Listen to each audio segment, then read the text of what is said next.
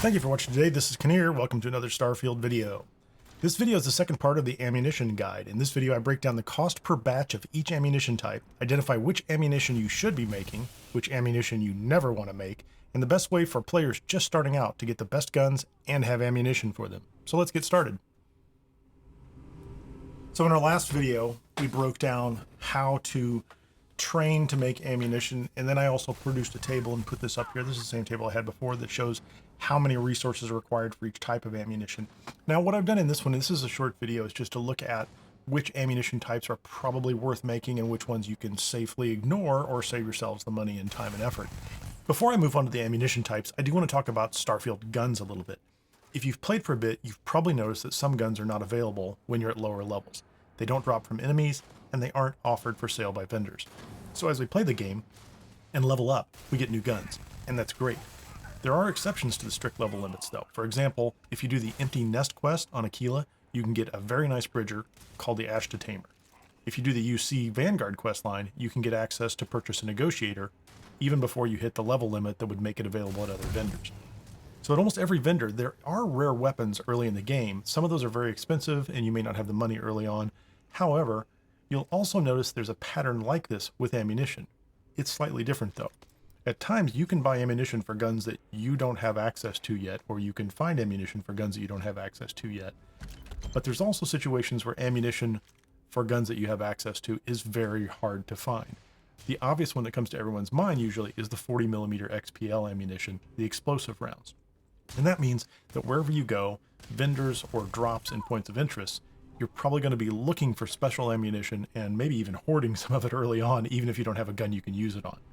It's also worth noting that if you put a couple of points in the scavenging skill, you can actually get a higher chance at extra ammo, although when you're early in your character development, those are skill points you probably want to put in other areas that have a greater impact.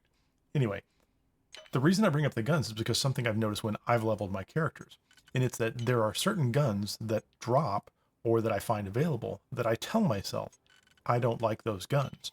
And I didn't really think about it too much in the past. And I would just put them on my ship and just store them for some future date, or I would just vendor them and I would just say, well, those guns aren't that great. Now, there are lots of legitimate reasons to not use certain weapons in the game. Your playstyle may not match the weapon that you've found. In some cases, it's a close-up weapon, or maybe you're not the shotgun type. Maybe you want to play a sniper or something like that effect. And so certain weapons fit your playstyle. But in many cases, I found myself sidelining weapons merely because of the ammunition that wasn't available at the time. So now that we actually have the ability to make ammunition, I can go back and I can look at certain weapons and say, does my opinion change about that weapon if the ammunition is more plentiful? The answer I've discovered so far is yes. There are some weapons that I enjoy, specifically weapons that are explosive or mow targets down with a high rate of fire. And you'll see those in the video behind. And so the first thing I did was I transposed that table. I turned the x-axis into the y-axis and the y-axis into the x-axis so that the table was a little bit easier to read from the perspective of which ingredients were necessary. Because really my goal, and I'm going to do this in the second table, was to determine how much it was going to cost per batch to make ammunition. So if you look at this table, specifically starting at the top, there is a blue row that tells you the batch size for each type of ammunition. The very top row is the ammunition type. And as you can tell, as I said, I've transposed this table, so the x-axis is now the y-axis is now the x-axis. The next step that I have applied here is I've taken the individual quantities of resources required to make a batch, and I've multiplied them by the cost of that resource at a vendor in the game. So for instance, if I look at the small primer, you'll see I require one small primer for the equivalent of 98 credits under the 27 caliber ammunition. And you can see the same thing with large primer at 122, charge diodes at 122, and magnetic diodes at 122. I have multiplied the quantities, let's say for copper or for lead or for nickel and other items by their individual cost. And then in the very last row, you can see the total cost for a batch of ammunition. So starting from left to right, you can see that for a batch of 14 rounds of 27 caliber ammunition, it should cost around 188 credits. And on the far right-hand side, we can see that for a batch of 12 rounds of 6.5mm MI array, which I believe stands for magnetic induction, it would cost around 229 credits. And one to the left of that, you'll see that 50 MI array is 229 credits for 40 rounds.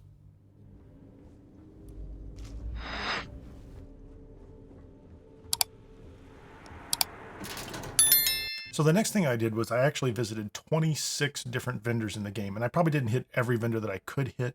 However, I did go to the major locations and look at the vendors, specifically looking for the vendors that sold primer and diodes, and checking some very specific types of ammunition along the way. I did open up the key by going through the first couple of Crimson Fleet System quests, and I didn't actually find out that that was very useful, although it is consistent with what I found elsewhere.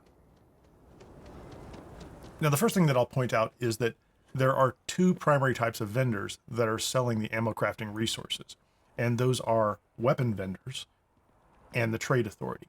Now, that doesn't mean that other vendors don't have them at all. However, the ones that are trade authority or weapons vendors seem to have the greatest supply of the ammo crafting resources that have just been introduced into the game.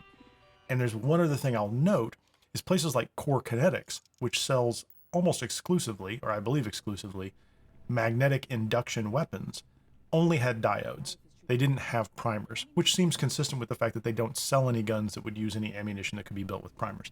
So there are variations in who sells these individual components that are worth paying attention to, but the key is to look for weapon vendors and trade authority vendors. After I made a single pass through all these vendors, I ended up with a total of 73 charge diodes, 57 large round primers, 22 magnetic diodes, and 28 small round primers. I had a few in my inventory before I started, but most of those I picked up in a single pass by visiting each of those vendors. The net result of this was that I had quite a good supply of the ammo crafting resources that were just recently introduced into the game. If I combine those with minerals and manufactured goods that are a little easier to find, I have the ability to make quite a bit of ammunition. One of the other things I looked at when I was visiting each of these vendors was their ammunition supply. There were several things that jumped out at me. One was that 40mm XPL ammo is rare. I only found 9 rounds in a pass of 26 separate vendors. 2, the 50 caliber magnetic induction array ammunition was actually very common. However, at 37 credits per round, it's very expensive if you need to buy it. I also looked at heavy fuse because sometimes you get access to a big bang early on. It's an excellent shotgun. I don't normally find an inflictor early in the game, but there are times when I do have an inflictor and finding heavy fuse ammunition is not that simple, so I wanted to look at the supply of that as well. I did find light fuse and heavy fuse in pretty reasonable quantities, and the prices are indicated here below at 61 and 50 credits apiece. But if I cut to the chase, I'm really looking at two types of ammunition. The 40mm XPL, which I found to be in very limited supply, and the 50 caliber MI array, which is in great supply, but is expensive. I also looked at two of the weapons that Core Kinetics sells, the Mag Shear and the Mag Storm. They actually sell rare versions of each, and I ended up buying the Poison Storm just because it has a special poison effect that was entertaining when I took it out for a test run. But the point is that these two weapons both have large magazine sizes, 75 and 160 rounds respectively, and they have high rates of fire, 300 and 400 rounds.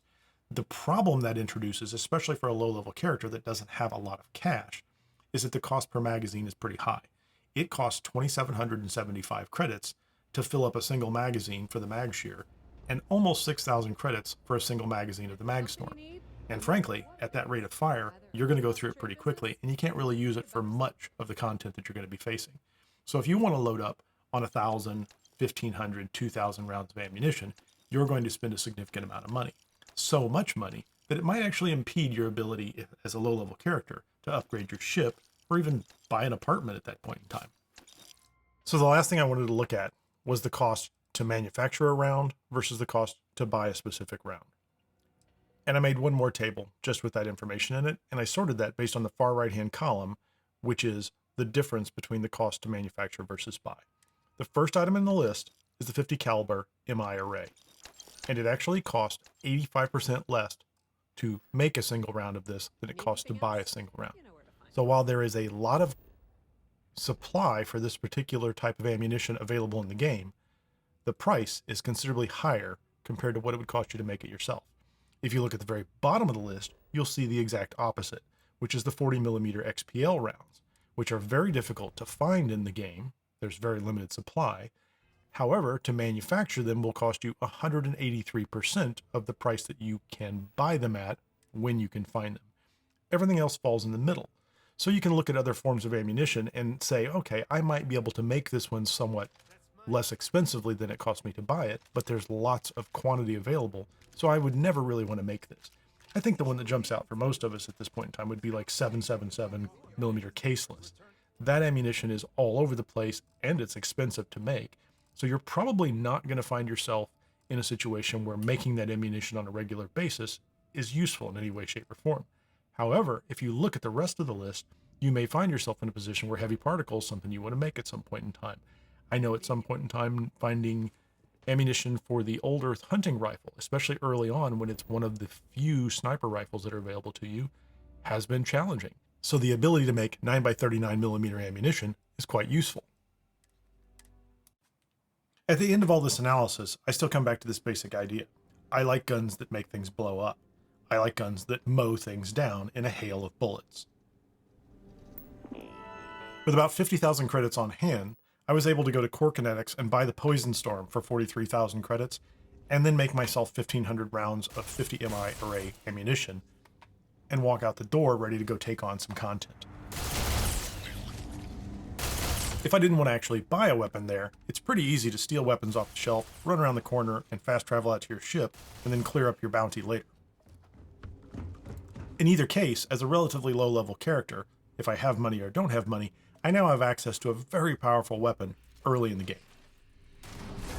In addition, if I get my hands on a nice bridger, like the Ashta Tamer or something like that, I can make enough rounds of 40mm XPL ammunition to make that a useful gun early in the game as well, and I don't have to sideline it. So let me know if these are weapons that you like to use, and if making ammunition has helped you use them more often, or if you're still using the same guns that you were using before, based on ammunition you just happen to find. There's no right or wrong way to do this. It's all about what you enjoy doing in the game. Thank you for watching all the way to the end. I really appreciate it. Remember, no matter what people tell you, words and ideas can change the world. Believe you can, and you're halfway there. If you enjoyed this video, please hit the like button, subscribe, and get notifications. This is Kinnear, and I'm out of here.